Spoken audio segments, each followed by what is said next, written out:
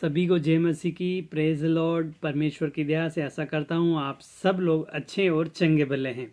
मैं आज आपके साथ में कुछ वचन लेके आया हूँ और परमेश्वर का वचन जो है मैं आपको सिखाना चाहता हूँ कि परमेश्वर की इच्छा क्या है और परमेश्वर आपसे क्या चाहता है, या फिर दूसरे शब्दों में हम परमेश्वर पर विश्वास करते हैं तो परमेश्वर हमें क्या देगा, या फिर हम किसके लिए, परमेश्वर के लिए जो है किस वजह से हम जो है परमेश्वर के पीछे चलते हैं, या बोलते हैं ना कुछ तो हमारी भी इच्छा है कि हम परमेश्वर को पा ले, या फिर परमेश्वर के पीछे चलने से हमको ये मिलेगा।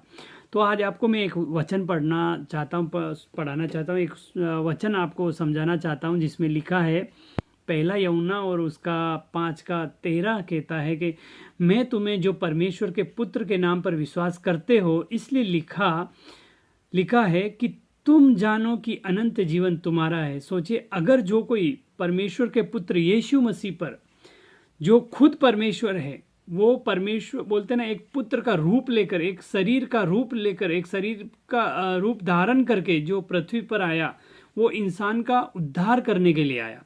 तो अगर आप उस परमेश्वर पर विश्वास रखते हो तो अनंत जीवन आपका है।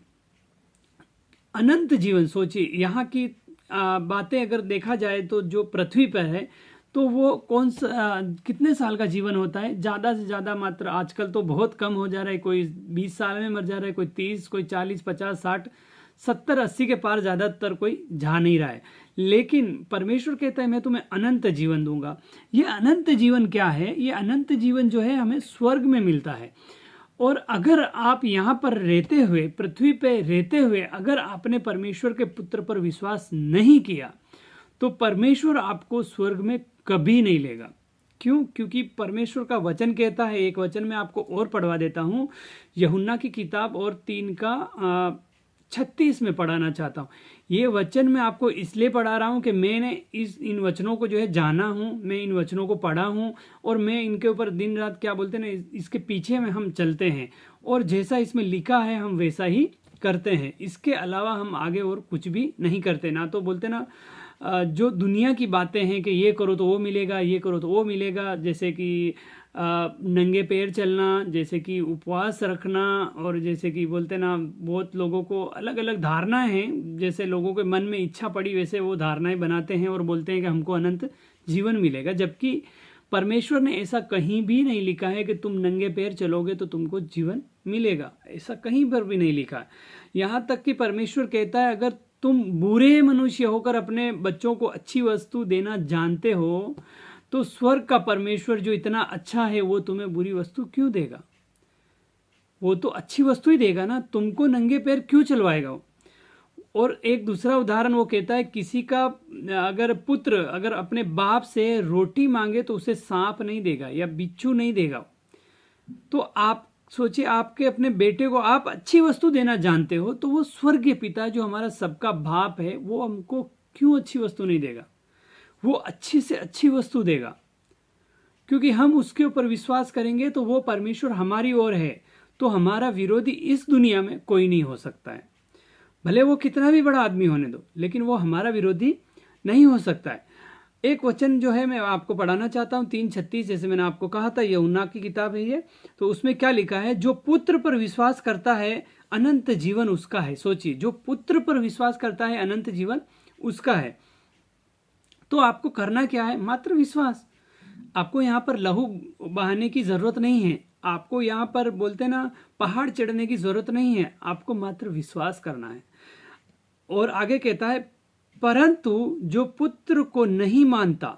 अब आप कहते हो ऐसा कि हम पुत्र को नहीं मानेंगे, हम यीशु मसीह को क्यों माने? वो तो बाहर गांव का है, वो तो इधर का है, वो तो उधर का है, हम क्यों माने? लेकिन ये जो मैं आपको बता रहा हूं ये पूरी बाइबल में कहीं पर भी नहीं लिखा है कि वो बाहर गांव का परमेश्वर है, या फिर वो ऐसा कहीं भी नहीं लिखा है कि वो एक जाति का परमेश्वर है। मैंने आपको बहुत सारी वीडियो में भी बताया कि वो हर एक जाति का न्याय करेगा और हर एक जाति और हर एक धर्म और हर एक राज्य का वो परमेश्वर है। वो पूरी ब्रह्मांड का एकमात्र वो जीवित परमेश्वर है। तो इसीलिए वो कहता है कि परंतु जो पुत्र की नहीं मानता, मतलब पुत्र की अगर आप नहीं मानोगे तो आगे कहता है वह जीवन को नहीं देखेगा। सोचिए, अगर आप पुत्र पर विश्वास नहीं करोगे या आप पुत्र की नहीं मानोगे तो आप जीवन को नहीं देख पाओगे। और आगे कहता है, परंतु परमेश्वर का क्रोध उस पर रहता है।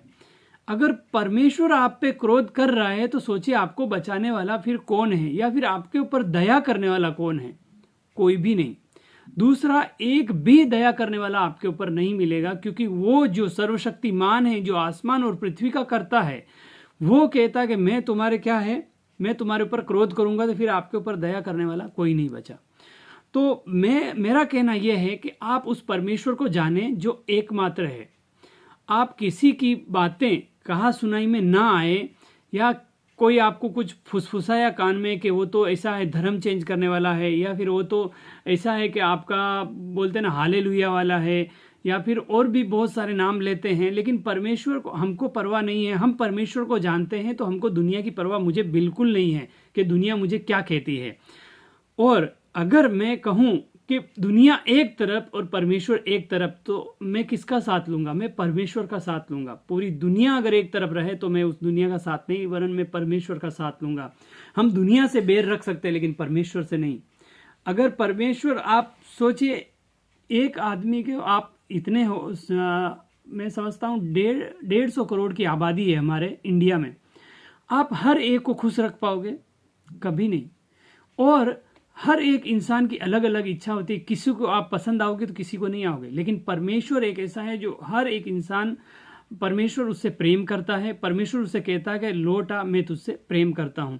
इसीलिए परमेश्वर कहता है मैं उसे जीवन देता हूँ, जो मुझ पर विश्वास करता है मैं उसे जीवन देता हूँ। और यूहन्ना 3:15 क्या कहता है? वो कहता है ताकि जो कोई उस पर विश्वास करे वह अनंत जीवन पाए। तो यहाँ पर आपका जीवन खत्म नहीं, वहां पर बोलते नहीं, यहाँ पर आपका जीवन 80 साल का है, लेकिन वहां पर जीवन अनंत जीवन है, आपका जीवन खत्म नहीं होता है। ये परमेश्वर एकमात्र ऐसा है जो कहता है स्वर्ग में, पृथ्वी बोलते ना, उसके स्वर्ग तो उसका सिंहासन, पृथ्वी उसकी पैरों की चौकी है। तो या तो देखिए परमेश्वर है तभी वो बोल रहा है, आपको विश्वास करना ही पड़ेगा। और अगर आप कहते हो यार ये तो विदेशी परमेश्वर, हम कैसे विश्वास करें, या फिर आप कहते हो हमारे बाप दादा तो पूरे के पूरे हमारे दूसरे कल्चर से आए हैं, तो ये जो मर्जी आए वो किए, और हमारे पास तो इतने सारे हैं, लकड़ी पत्थर जो कुछ आप मानते हो इतने सारे, हम क्यों यीशु मसीह पर विश्वास करें? तो मैं आपको बताना चाहता हूँ कि अगर मुझे भी पहले नहीं मालूम था कि परमेश्वर कैसा होता है, या परमेश्वर कैसा दिखता है, या फिर परमेश्वर को कैसे मालूम करे कि ये परमेश्वर है। देखिए, एक पेड़ जो होता है उसके फल के अनुसार उसको पहचाना जाता है, तो एक परमेश्वर है जो उसकी बातों के अनुसार उसको पहचाना जाता है।